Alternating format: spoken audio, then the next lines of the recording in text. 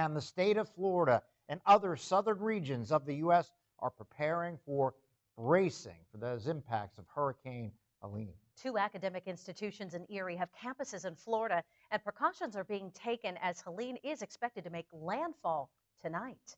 Our Caleb Yager is here in the studio with us. Caleb, how are Gannon University and LECOM preparing for the impact?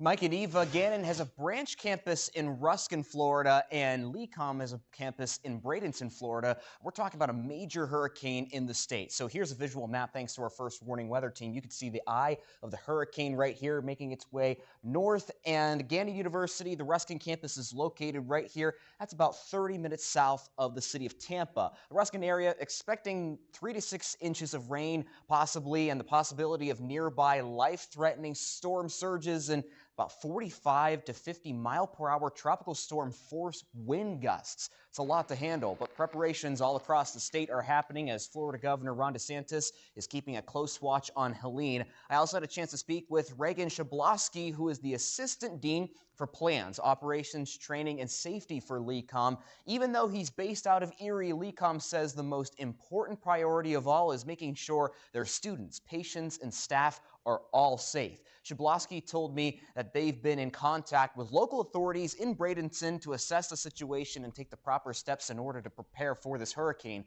LECOM is in a higher elevated area, so flooding is not quite as big of a concern, but wildlife, of all things, may play a role in this as well. It's not just looking at our student population and our staff on our campus. We also have to look at the potential interactions between that group of individuals and the wildlife that's also seeking that high point. Not uncommon to see increased number of snakes running around campus, wildlife, both mammals and others. Shablowski also says that further steps like transportation to the northern campuses and northern parts of the United States are also viable options. Live in the studio, Caleb Yager, Erie News Now.